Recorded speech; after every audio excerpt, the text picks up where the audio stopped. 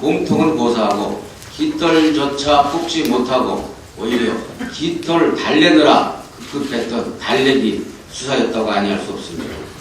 아무리 꼭꼭 숨고 아무리 숨겨주려 해도 몸통이 존재하는 난 결코 영원히 묻을 수는 없는 일입니다. 투명한 진상규명을 위해 즉각적인 특검 수용만이 유일한 해법이라는 것이 이번 수사결과를 통해서 그대로 입증된 것입니다. 새누리당과 박근혜 대통령은 특검 수용을 해야 할 것입니다. 특검 수용을 다시 한번 촉구합니다. 철도 파업이 12날째 되고 있습니다. 가장 긴 파업이 되고 있습니다. 이제 최경환 대표와 만나서 철도 사업법과 관련해서 대통령도, 총리도, 장관도, 또 철도공사 사장도 민영화를 하지 않겠다고 했으니 철도 사업법을 민영화를 하지 못하도록 하는 원포인트 개정을 해서 이 문제를 해결하자는 제안을 했습니다. 또 국토인 간사 간에 협상을 해서 어제 오전 중에는 이 문제에 대한 조문 작업에 사실상 돌입이 되는 것으로 이렇게 판단이 됐습니다만 도대체 무슨 이유에서인지 갑작스럽게 몇 시간 지나서 거부로 의사표명을 했습니다. 참으로 우려스럽고 한심하고 국민을 기만하는 것입니다. 연기 자회사를 통해서 민영화를 해가는 그 모습이 의료 민영화와 철도 민영화가 닮은 꼴입니다. 철도 민영화와 의료 민영화는 결코 국민들이 용납하지 않을 것입니다. 민주당도 결코 좌시할 수 없습니다. 1대 99%라는 월가의 점령 시위로 사실상 수명이 다한 신자유주의 시대로 퇴행하고 있는 박근혜 정부의 역주행이 국민을 불행하게 하고 고통스럽게 하고 있습니다. 더 이상 공기업, 공공부문에 대한 민영화의 역주행을 중단하고 정상주행을 할 것을 다시 한번 촉구합니다. 날이 추워지고 있습니다. 어르신들의 건강 문제가 염려되는 계절입니다. 이제 경로당은 단순한 사랑방 기능을 넘어서 어르신들의 건강하고 따뜻한 겨울나기를 위한 필수 공간이고 그렇기 때문에 경로당 난방비는 최소한의 효도 예산인 것입니다. 사회가 부담해야 할 최소한의 효도 경비인 것입니다. 그런데 이 문제에 대해서 제도적으로 장치하기 위해서 노인복지법까지 개정했는데도 박근혜 정부가 예산 편성을 거부하고 한 푼도 반영하지 않은 것은 이 정권이 얼마나 불효 정권이고 복지 축소 정권인지를 말해주는 대표적인 사례입니다. 민주당은 이 문제를 반드시 시정해낼 것입니다. 내년 예산안에 600억 원의 경로당 난방비 반영을 최우선 과제로 삼아서 해결해 나갈 것입니다. 박근혜 정부의 불효 예산을 민주당이 효도 예산으로 바꿔내서 어르신들의 건강하고 따뜻한 겨울을 될 수 있도록 최선의 노력을 할 것을 약속드립니다. 오늘로 대선 366일 취임식 299일째 청와대 표현대로 지금은 자랑스러운 역행으로 가고 있습니다. 국정원의 원세훈, 경찰의 김용판 재판은 지지부진한 가운데 군 사이버 수사는 억지와 숨기기로 점철되고 있습니다. 2010년 이후 승진하지 못한 3급 공무원이 11명 직원을 열심히 독려하고 지휘해서 정치 개입했다는 것, 지휘관은 무죄고 파급자는 유죄라는 것, 국정원이 기획하고 돈 주고 회계권 갖지만 아무 연관이 없다는 것, 이걸 국민에게 믿으라고 강요하고 있습니다. 국민을 바보로 하는 처사입니다. 컴퓨터에서 나온 청와대 보고서 그리고 대선 직전 사이버 요원 2배 증언 등 의혹에 대해서는 군사 기밀주에 숨어 있습니다. 법무부로 가보겠습니다. 검찰 인사는 가관입니다. 중앙지검장은 언소주 사건 미네르바를 무리하게 기소해 무죄 확정을 받은 사람이고 대검과 수도권의 지검장에는 이명박 정권에 영합해서 민간인사찰 BBK 수사를 해온 사람으로 채워졌습니다. 검찰 인사는 MB 6년차를 부과하고 있습니다. 반면에 윤석열 지청장 건에서는 징계위원장 기피 신청이 있음에도 불구하고 징계위는 강행되고 정직 한 달 중징계를 내렸습니다. 이런 정도면 이 기피 신청권 등 절차의 위반으로 재판으로 갈 경우에 취소 내지 무효의 결정이 가능합니다. 검찰은 소신을 꺾고 급실돼야 출세할 수 있다는 메시지를 검사들에게 지금 보내고 있는 겁니다. JTBC 뉴스 9 손석희 앵커에 대한 징계를 보면 이런 편파 심사를 찾아볼 수가 없었습니다. 이명박 정권 때하고 비교도 되지 않을 정도입니다. 방심위는 이보다 훨씬 심각하고 편파적인 프로그램으로 종일 도배질하는 방송에는 침묵해 왔습니다. 심판의 잣대는 대통령의 심기란 얘기입니까? 자, 지금까지 대통령 취임 이후 해외 순방 5회 정상회담 31회 했습니다. 2달에 한 번 해외 순방하고 약 열흘에 한 번씩 정상회담 했습니다. 야당 대표하고는 지난 9월에 독백과 같은 3자 회동이 처음이자 마지막이었습니다. 국민과의 대화는 어떻습니까? 한 차례 대국민 담화 발표로 끝입니다. 기자회견은 전무합니다. 국민과 대화하지 않고 야당과 대화하지 않는 대통령. 이것은 불통을 넘어서서 자랑스러운 불통을 넘어서서 먹통, 외통 수준으로 가고 있습니다. 대선 치러진 지 1년이 지났지만 이명박 대통령 때보다 더 나빠질 게 있겠냐 싶었지만 지금의 풍경은 상상을 초월하고 있습니다. 대역죄를 지은 국정원은 낯두껍게 셀프 개혁안을 뒤밀고 새누리당은 이보다 못한 국정원 개혁을 주장하고 있습니다. 사자회동의 12.3 합의안에 대한 도전을 지금 하고 있는 겁니다. 대선에 패배한 야당의 입장에서는 그저 국민에게 죄송스럽다는 말씀밖에 드릴 수가 없습니다. 이상입니다. 이어서 조경태 최고위원 발언이 있겠습니다. 네, 어제 눈이 왔습니다. 새하얀 눈이 왔습니다. 눈을 보면은 항상 마음이 따뜻하고 가슴이 설렙니다. 새해에는 타인을 배려하는 사회적 분위기를 국민들은 원한다고 합니다. 정치권에서도 진정으로 국민을 위하고 니 탓이 아니고 내 탓이요라고 하는 자성의 목소리를 통해서 국민과 함께하는 정치가 되었으면 하는 바람입니다. 통상임금에 대해서 말씀드리겠습니다.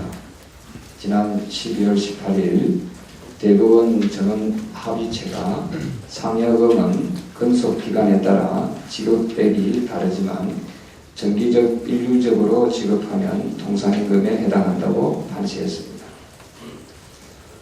노사 간의 가장 뜨거운 감자였던 통상임금의 범위를 확정함으로써 노사 간의 다툼으로 사회적 통합 분위기를 해쳤던 갈등 요인이 해소된 것은 참으로 다행스럽게 생각합니다. 물론 노사 양측 입장에서 본다면 다소 아쉽고 불만스러운 부분이 있을 수 있습니다. 하지만 국가 전체의 큰 이익을 위해 서로 이해하고 양보하는 자세가 필요하다고 생각합니다. 일각에서는 통상임금의 범위가 넓어짐에 따라 기업들은 최소 6조 원에서 최대 38조의 부담을 떠안게 됐다고 분석합니다. 하지만 이번 판결은 그동안 제대로 주지 않던 임금을 바로잡는 취지입니다. 노동의 대가를 노동한 만큼 주는 것은 자본주의의 경제체제의 근간입니다. 이걸 뒤집을 수는 없습니다. 잘못된 것은 바로잡는 것이 원칙입니다. 기업도 이제 지급할 것은 지급해야 합니다. 아울러 이번 판결을 계기로 우리나라가 OECD 회원국 중 가장 장시간 노동하는 국가라는 불명예를 극복하기 위한 전환점을 삼아야 합니다. 반면에 이번 판결로 노동계의 주장이 관철되었다고 통상임금의 확대가 중장기적으로 경제 발전에 걸림돌이 되어서는 안 됩니다. 특히 사실상 통상임금이 늘어나면 가장 큰 타격을 받을 중소기업에 대한 정부의 대책이 시급합니다. 또한 이번 기회에 기업들도 복잡한 임금 체계를 정비할 필요가 있습니다. 그동안 미비했던 법 규정을 재정비하고 왜곡된 임금 체계를 바로잡는 계기로 삼아야 합니다. 이번 판결이 노사 양측에 미칠 충격을 최소화하고 합리적인 임금 체계를 마련하는 데 노사정이 힘을 모아야 할 것입니다. 감사합니다. 예, 다음은 양승조 최고위원 발언이 있겠습니다.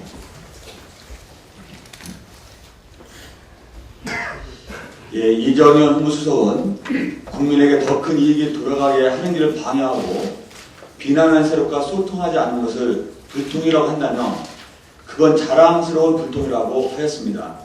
예, 또한 당연히 저항 세력이 있고 그 세력 입장에서는 불통이라며 5년 내내 불통 얘기를 듣겠다고 합니다.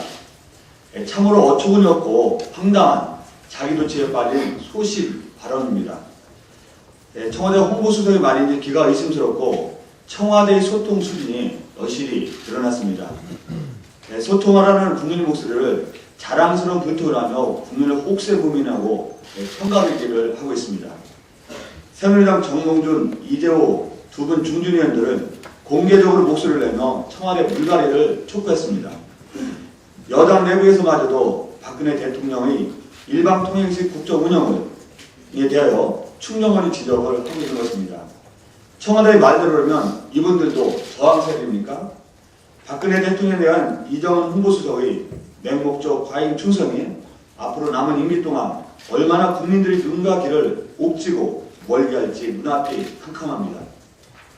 박근혜 대통령은 박근혜 정부는 국민 물었을 때 집권 1년간 잘했다고 할 게 과연 뭐가 있느냐는 이재호 의원의 충격적인 비판을 가슴 깊이 새겨야 합니다. 또한 우리는 아무 변동도 없이 옛날 정쟁 요인을 야당과 외부로만 돌려서는 안 된다는 정몽준 의원이 쓴소리를 달게 삼켜야 합니다. 자화자찬으로 1년 임기를 평가하는 사람을 곁에 두는 것보다 냉철한 이성과 따뜻한 감정을 가진 마음으로 국민과 향후 4년 동안 소통할 사람을 곁에 두는 것이 박근혜 대통령이 해야 할 일입니다. 있었지표 12월 19일 여론조사 결과에 의하면 대통령의 국정수행 평가에서 부정적 평가가 48.3%로 긍정적 평가 44.3%를 넘어섰습니다. 박근혜 대통령에게 촉구합니다. 불통, 독선, 오만을 벗어 던지고 국민 통합의 대통령 정부가 되기를 진심으로 바랍니다. 이상입니다. 예, 다음은 우원식 최고위원 발언이 있겠습니다. 국민을 볼모로 철도 파업을 장기화하는 박근혜 정부는 파업을 슬기롭게 대처한 박원순 시장을 배우십시오. 철도 파업이 장기화하고 있습니다. 대화는 사라졌고 극단적인 대립으로 치닫고 있습니다. 지금까지 직위 해제된 철도 노조원만 8,000명을 넘고 경찰의 체포영장 남발, 노조 사무실 압수수색 등 정말 강경 일변도입니다. 고려일은 19일까지 업무 복귀 최후 통첩과 중징계 및 손해배상 청구 등을 하겠다고 으름장을 놓고 있습니다. 이렇게 강경으로 일관한 데는 정부가 철도 파업에 대해 불법 파업이라고 못 받고 노조와의 대화를 단절하고 있기 때문입니다. 여기에 더해 박 대통령은 직접 나서서 정부에서 그동안 누차 민영화 안 한다고 발표했는데도 민영화하지 말라고 파업하는 것은 정부 발표를 신뢰하지 않고 국민 경제에 피해를 주는 전혀 명분 없는 일이다 이렇게 말하고 있으니 정부 부처 내 고용노동부 장관 등을 포함해서 어느 누구도 노사 대화를 촉구하는 목소리가 설 자리가 없어진 것입니다. 결국 국민을 볼모로 불신과 갈등을 부추기는 강경 내용이 중심에 박근혜 대통령이 있는 형국입니다. 반면 철도 파업과는 다르게 서울 메트로 노조의 파업은 파업이 예고된 하루 전인 17일 늦은 밤 극적인 합의에 이르렀습니다. 서울시는 노조의 파업 예고가 있었던 9일 이후부터 적극적으로 노사 중재에 나섰습니다. 결국 서울 메트로 노사가 서로 한 발씩 물러나면서 타결점을 찾는데 박원순 시장의 적극적인 중재 노력이 있었기에 가능했습니다. 박근혜 대통령은 서울 메트로 파업에 슬기롭게 대처한 박원순 서울시장을 배우기 바랍니다. 노사 간의 대화가 자리 잡을 수 있도록 정부가 중재 노력을 해야 할 상황에서 대통령이 국민을 볼모로 도박하듯이 강경 대응을 주면에서는 철도 파업 해결은 고사하고 극단적인 대결과 사회적 반목 불신이라는 또 다른 후유증은 나올 수밖에 없습니다. 강경 일본도의 입장을 접고 노사 간의 대화, 정부의 적극적인 중재를 촉구합니다. 이제는 연을 끄는 김종인, 이상돈 같은 박근혜표 경제민주화의 상징들은 물론이고 황우려, 이해운 같은 새누리당 내 측근 내지 대통령을 무한 옹호했던 분들까지 박근혜 대통령의 불통에 대해서 부정하지 못하고 있습니다. 박근혜 대통령의 불통은 바야흐로 국민적 관심사이고 동시에 국민적 걱정거리입니다. 국민들은 도대체 대통령이 왜 저러실까 불안함 속에 궁금해하고 있습니다. 그런데 대통령의 입이라 불리는 이정현 청와대 홍보수석이 엊그제 그 답을 주었습니다. 당연히 저항 세력이 있고 그 세력 입장에는 불통하겠다. 암초가 있다고 항해를 안 하겠느냐. 원칙을 지켰기 때문에 자랑스러운 불통이라고 합니다. 박근혜 대통령은 자신의 불통을 자랑스러워한다는 놀라운 사실을 대통령의 입을 통해 확인해줘서 정말 참 큰 걱정입니다. 한마디로 대통령에게 국민과 야당의 비판적 목소리는 저항 세력이고 대통령이 가는 길에 방해와 걸림돌이 되는 암초일 뿐이라는 겁니다. 분명하게 경고합니다.